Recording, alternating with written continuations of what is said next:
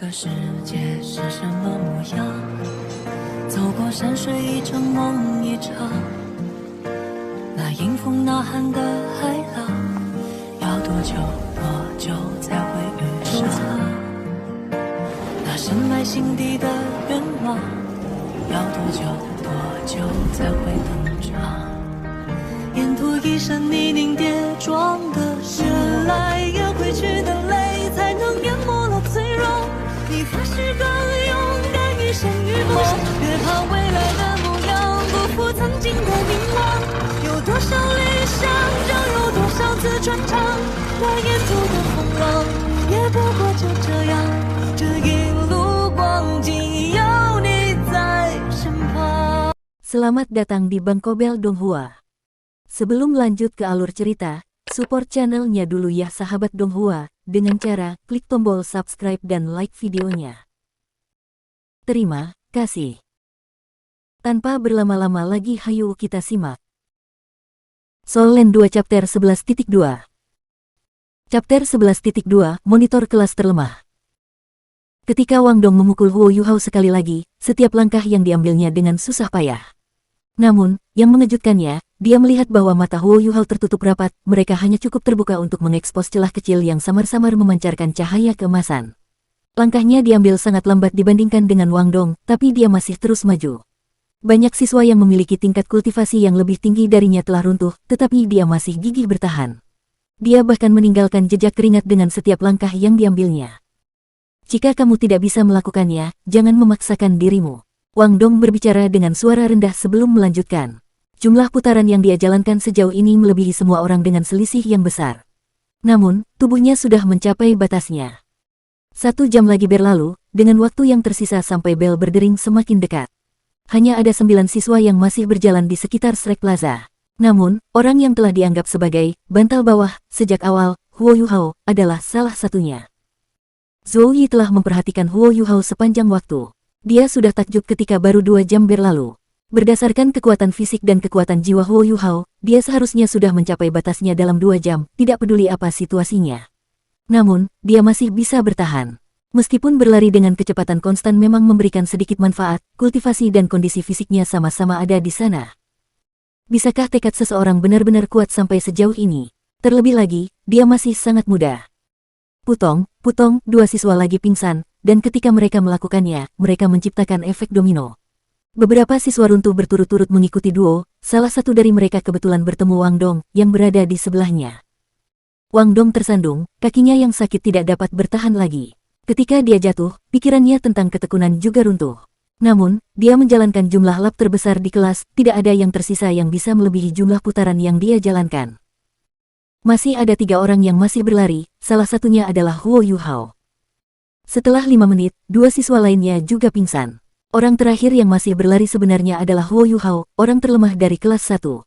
Meskipun langkahnya lemah, dan kecepatan berlarinya tidak secepat itu, dia masih bisa bertahan, bahkan ketika semua orang lain jatuh pingsan. Ini menyebabkan keheranan muncul di banyak wajah siswa ketika mereka memandangnya.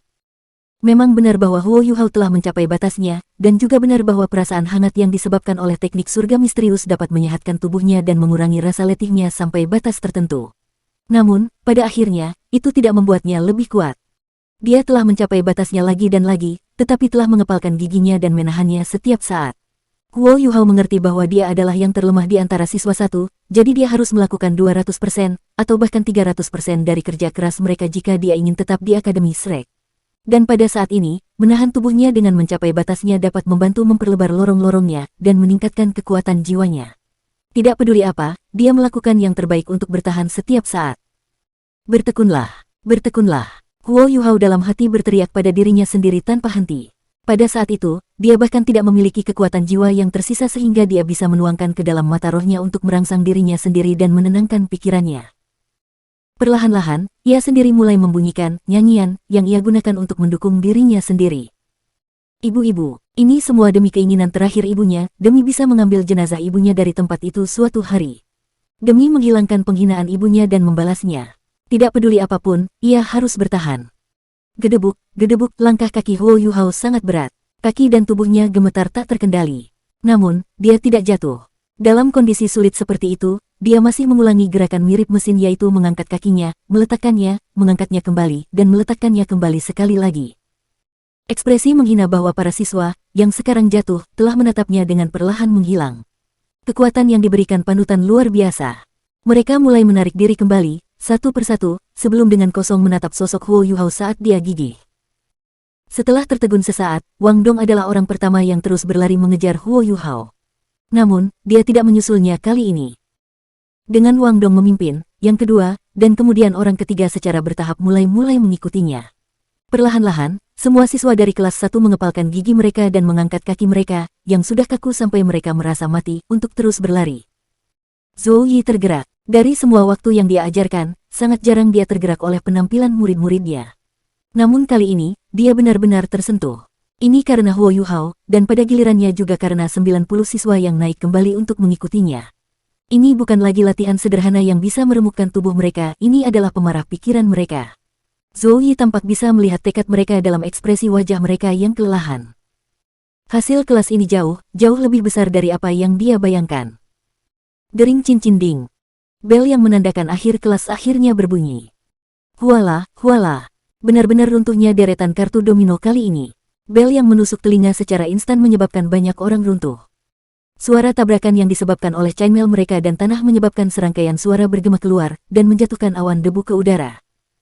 Huo Yuhao, yang berada di paling depan, akhirnya pingsan.